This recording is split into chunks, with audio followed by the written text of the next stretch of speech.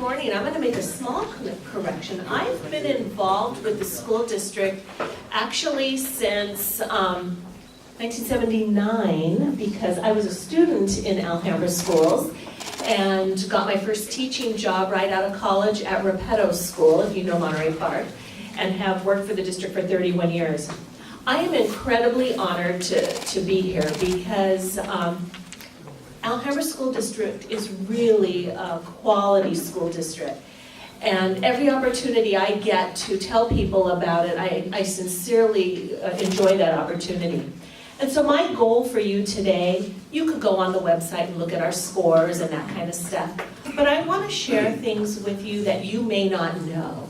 And you really, I look at all of you kind of as recruiters for Alhambra School District because you talk to those families that are considering coming into our community, and we want them to know about our schools. There is a lot going on that test scores and websites don't show, so that's my goal for you today.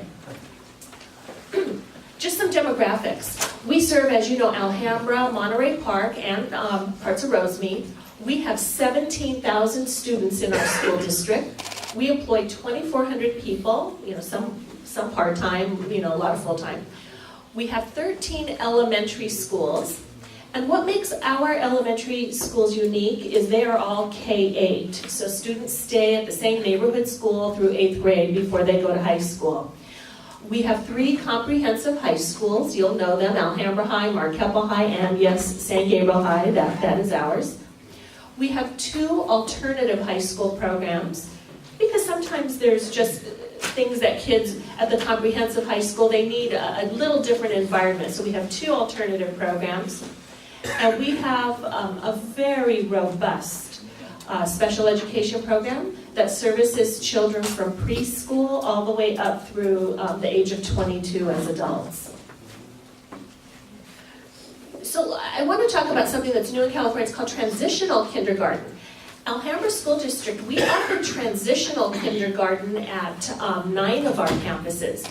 You may recall that when you went to school or your children went, it used to be if they turned 5, pardon me, if they turned 5 by the magic date of December 2nd, they were in kindergarten.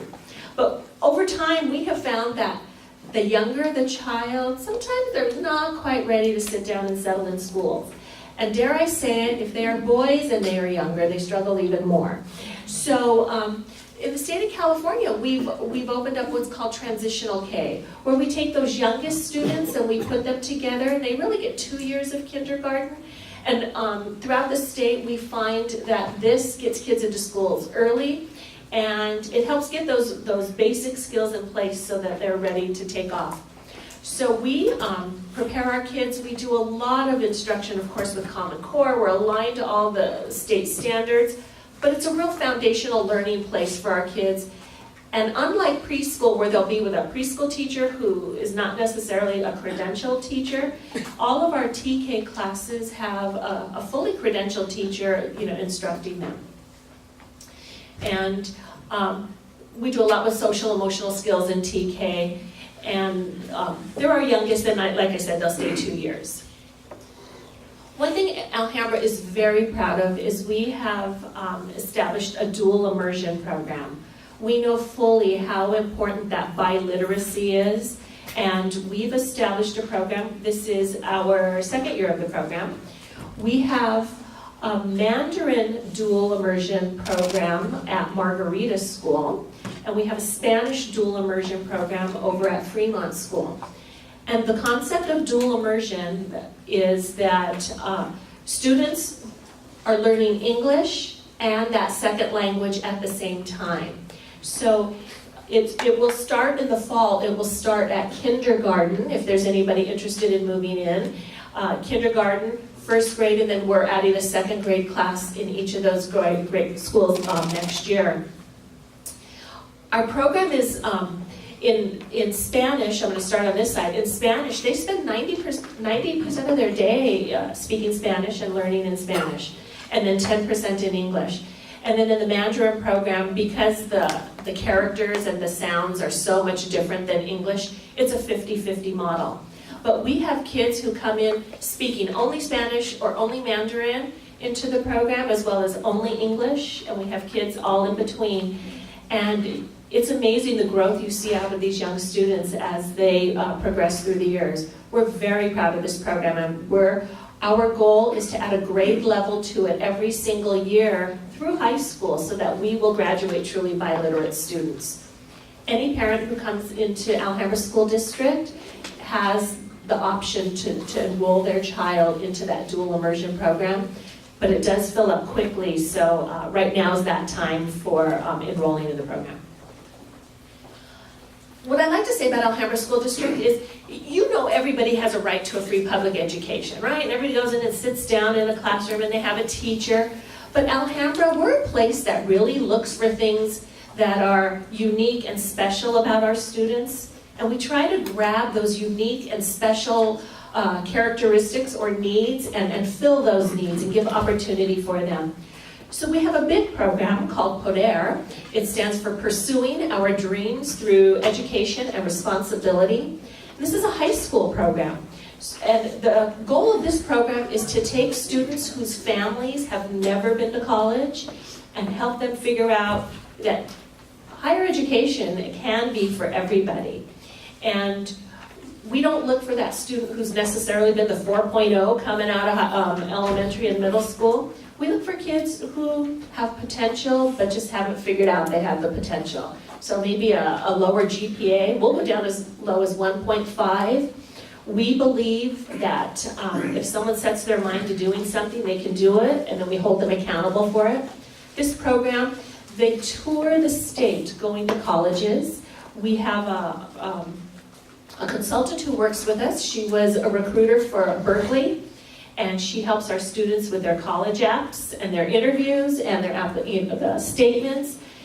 We have a very high college acceptance rate out of this program. And not just, I'm a state student grad myself, but not just a state student entrance. We get kids into the best of universities throughout the country, and we're very, very proud of that. We have a very wide visual and performing arts program. All of our elementary schools, we have music teachers that go to all of our schools. So by 4th grade, kids can be participating in individual lessons, whether they're interested in string instruments or woodwind instruments or brass instruments. And that program that starts at 4th grade goes all the way up through high school. We have been invited to be in the 2020 Rose Parade with our band. So we are forming a district band where we're going to bring all of our high schools together. So they'll start rehearsing and practicing now for January 1 of 2020. We're very excited about that. But music isn't for everyone, so we have a whole array of visual and performing arts programs. We, pardon me, I'm battling what everybody else in the state is. We have a lot of drawing and painting. We have choirs. We have huge theatrical productions, poetry slams, photography programs. Really something for everyone in the arts. We know that college is important, but we know also that career education is equally as important. College is for some, not for everybody, and maybe career tech is for someone.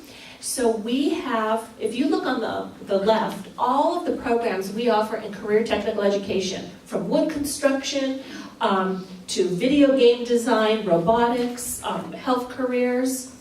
We have clubs and organizations that we're affiliated with. Many of you, I see a few familiar faces, have supported our career tech programs over time. And we find that kids, they flourish. And many of them graduate our high schools with certificates. We have relationships with unions in HVAC. Our kids graduate with apprenticeships. They could do pharmacy tech certifications. So we have a number of career tech programs. 2 years ago, just like a little claim to fame for Alhambra, one of our career tech programs is auto tech. And we're blessed that SEMA, I'm not in that auto world, But SEMA, if I've got it here on the bottom right, is an organization for people in that car world, and they have a program called Car Build, and they do a big convention in Las Vegas every year. Well, SEMA took on our auto tech program. They took our students, they gave them, I think, $3,000 in cash, and they took this group of students and they said, go buy a car, you have to negotiate the price, you bring it back. They spent the next year in a professional shop renovating and rebuilding that car. And it was a 1972 Ford Maverick. And I guess there was an actor named Sung Kang who was in the movie Fast and Furious, and he learned about the program, kind of adopted Alhambra schools because of this whole car program.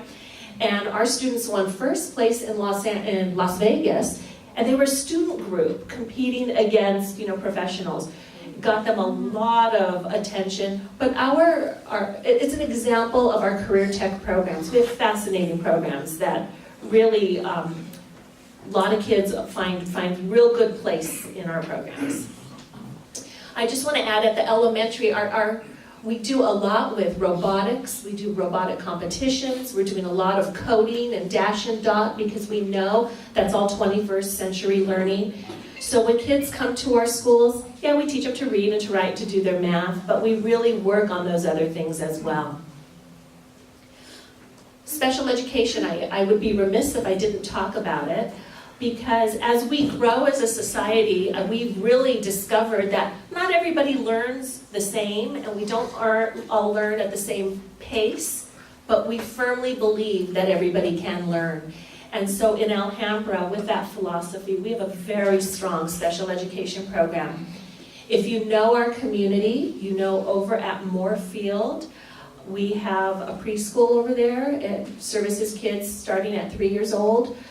We keep them up to kindergarten there. But we have programs through special ed all the way through high school. And then for those most severely disabled students who aren't able to get a high school diploma, we keep them on until 22, and we help them go out into the community, learn jobs, learn life skills. We have washers and dryers and stoves. We teach them how to do those kinds of things, handle their money, to make them members of our community. Some of them you'll see are these adults. They're young adults, 18, 19, 20, 21. They work in our community, and we're very, very proud of them. At the other end of the spectrum, we have a robust advanced placement program in the high schools. We have increased over time the number of advanced placement tests our students are taking and the number that are being passed. And that's one of the things that leads into calling a quality school or a distinguished school is the number of advanced placement tests. We have a significant advanced placement program, complete with tutoring, because the idea is we know that if a student sets their mind to it and they want to do an AP, we have open enrollment. They just have to say, I want to do AP, I'm committed to doing what I need to do AP. Parents have to say they're committed to it, and we will provide the tutoring and help them get through that AP class. Let me just go, bottom right, a group, Ed Trust, just recognized Alhambra High School because we have an unprecedented number of students from low income and students of color that have been enrolled in and passed AP exams. That was a national publication, and I've had schools from all over the country calling and saying, what are you folks doing to get these low income kids into AP and passing AP? So just some of the awards Alhambra High Unified School District has received in the past several years. Multiple California Distinguished School Awards, multiple Blue Ribbon Awards. If you see a year up there that we don't have an award, it's because we didn't apply. I almost always, when we apply, we receive the awards, multiple. There's not a school in our district that has not received some kind of recognition in academics and achievement for our kids. Gold Ribbon Awards, we just put the last 2 years because we have them everywhere, but multiple Gold Ribbon Awards. I don't know if you're familiar with Title I, but Title I is a federal program that goes to communities that have certain numbers of low-income students. Alhambra School District is one of those communities. But low income is not synonymous with not achieving. And so they give out Title I Achievement Awards. Look at the Title I Achievement Awards that our schools have received over the years, because our kids succeed. They may not always come with the resources, but our schools put them right to be competitive with even the best of them. I could go down every award. There's just so many. Newsweek, I'm looking at the right, they just named San Gabriel High School in the top 25 ranking of schools, of the best 1,000 high schools in the country. A lot of it to do with getting kids into four-year universities and AP exams. We graduate national merit finalists out of our schools. So the opportunity for kids in our programs are truly limited only by their own ambition and their own willingness to work hard. And I guess that's about all I have there. But I would love to answer any questions, if you have any. Yes? Do we still have a Title IX at the district? Every school district in the state of California, well, in the country, falls under Title IX. And so for those of you that don't know, Title IX is a federal law that says women and men need to be treated equally. You can't discriminate. There's other parts to it, but for schools, you can't have more of your resources going to one gender than the other. About 12 years ago, I think it's a good 10, 12, maybe 15 years ago now, Alhambra School District was sued because of Alhambra High School. We had renovated a boys' baseball field, and the argument was you put a lot of money into the boys' field, you didn't put it equally into the girls. So there's a lot of opinions about all that, but the reality is, as many of you will know, sometimes when you get into court, your decision is going to be left to someone else. So avoiding that, the district made a settlement agreement with the people who brought that allegation. And so we lived under a Title IX settlement agreement for 10 years. That settlement agreement is officially over. However, we take very seriously our obligation to ensure that when dollars are going into boys' sports, equal dollars are going into girls' sports. But our girls are becoming so on par with our boys in terms of athletics. Sometimes we're now having to say, okay, are our boys matching what we're giving our girls? So the short answer is yes, but we're not under any kind of settlement agreement any longer. Anybody else? Alhambra questions? Yes? I just have a question on the immersion program. Do you have to live in that school, by that school, like you said, Fremont, was that one? It's Fremont and it's Margarita, and the answer is no, you do not. Anywhere in the district. We are limited on the number of students. So, our reality is you have to have classes, right? So if you get 34 kids, it's not quite enough to make 2 classes, but too many to have in one. Do you know what I mean? So we do limit the number of classes. But if you live in Alhambra Unified School District and you want your child to come to our dual immersion program and you apply, you have a real good chance of getting in. And if we get enough people to form more classes, we'll form them. We give preference to our district students, but of course we would take permits from anybody out of the district if they wanted to be in that program. Yes? Yeah, with all of the current publicity about child molesting and things like that with adults and children, what kind of screening does Alhambra School District do for the new teachers, or the existing teachers? Yeah, that is a reality that I think is not only on the shoulders of our school system, but it's on the shoulders of all of us nowadays.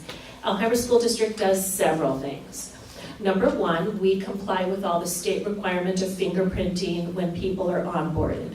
Fingerprinting does 2 things. Number one, it tells us if someone has something in their background, right? But the second thing it does for us, it puts all of our employees on a list. So if they do something today, we are notified immediately. And it can be something as minor as a drunk driving offense, and up to something as major as, you know, a significant child molestation. But we comply with that.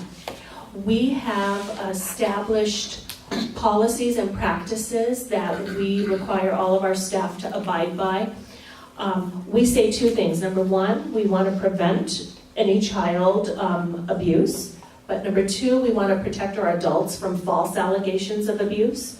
So with that, we have a list of protocols. You know, adults should not be alone with children. If they are alone with children, they need to let the office know the door needs to be open. You know, parents need to know.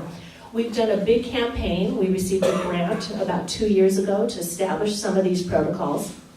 And we believe it's become a very big conversation in Alhambra, so much so that colleagues are reminding each other that even out of the best of intentions, a false allegation could come. So colleagues will remind each other, and principals know the protocols on our sheet to watch, you know, as far as kids being alone and that kind of stuff. We also inform parents because we believe parents are the ones talking to their children every night. We want to hear from parents things that are going on with their child, and we invite parents to come in and talk to us if they have concerns. One last thing we do have, and then I'll move on. We have at the front of all of our schools, because of safety, our schools are all locked. You cannot get in, I can't get in without showing an ID. And to get into our elementary school, you literally have to ring a bell. You know, they have to know the purpose that you're coming in. And then we have a system called Raptor, R-A-P-T-O-R. You have to swipe your driver's license or ID, and it runs through a quick check, you know, Megan's List check.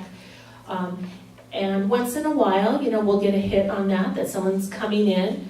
Almost always it's with official business, but they've got some kind of background, in which case we'll take appropriate action with that. I'm sorry, yes? Do you guys have cameras at your schools? Inside, no. We have cameras on the outside of our high schools, and we have the cameras in the front of our elementary. We do have a new bond that our voters passed in November of 2016. Safety and cameras are one of the things the voters were asking for. So as I speak, we're doing master planning on the kinds of things that we'll do with that. Yes, given that starting already this year, there's been 23 shootings in several schools already, and obviously weapons has become a thing for the high schools. How does Alhambra prevent this kind of potentially some incident like already happened twice this year? How about this week, huh? Yeah, I think there was one in Kentucky this week, yeah. If you know Alhambra School District, I think I could, in all honesty, say we are leading in the state, if not the country, in our prevention.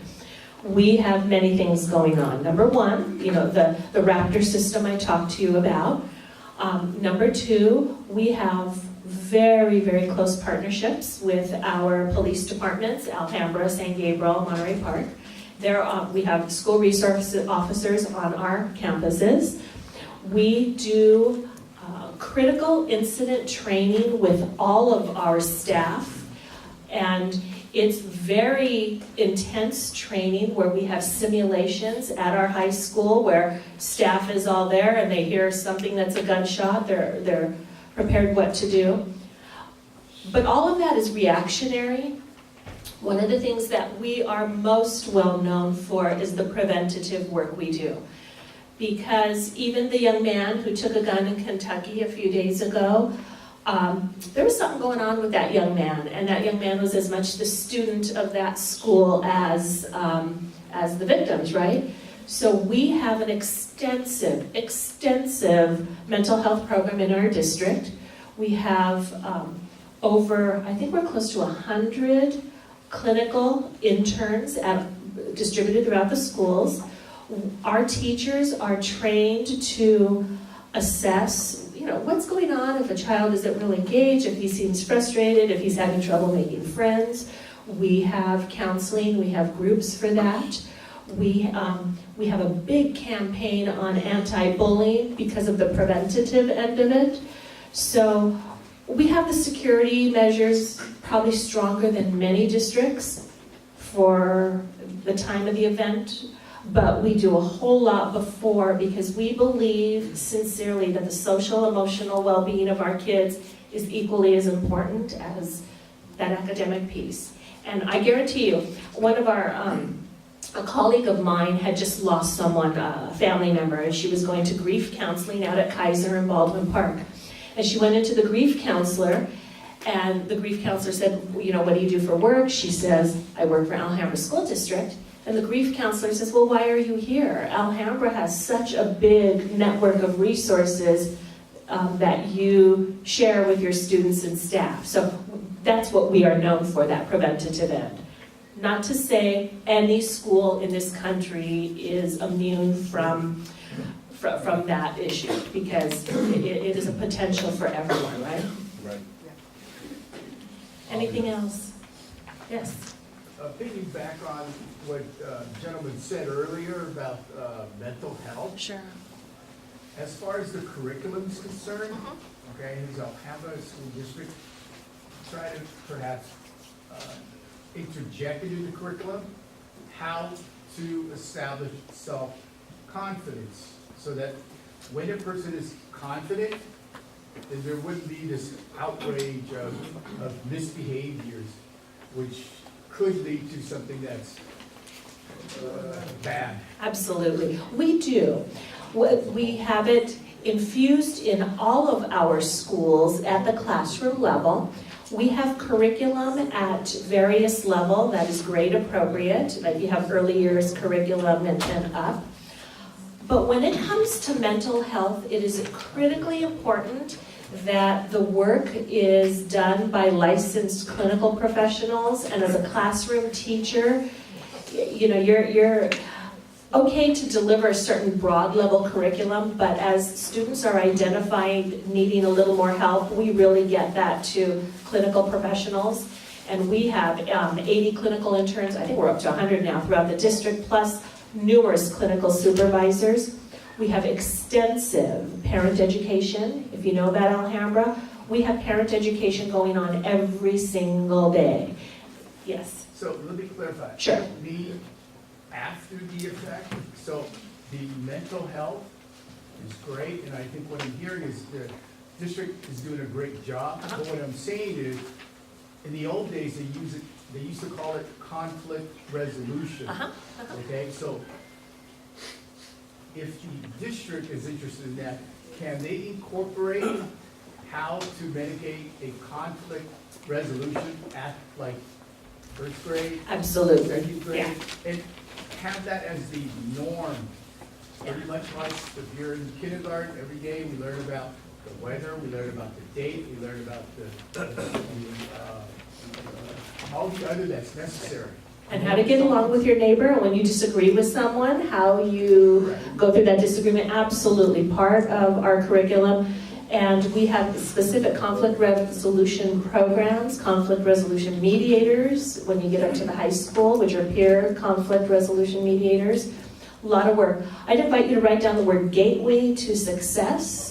I didn't bring it, but if you look at our website, our Gateway to Success program is the one that infuses that throughout the schools. It is a nationally recognized program. I guarantee you Congress has recognized our program over and over. Visit that website, Gateway to Success. Anything else? Thank you very much.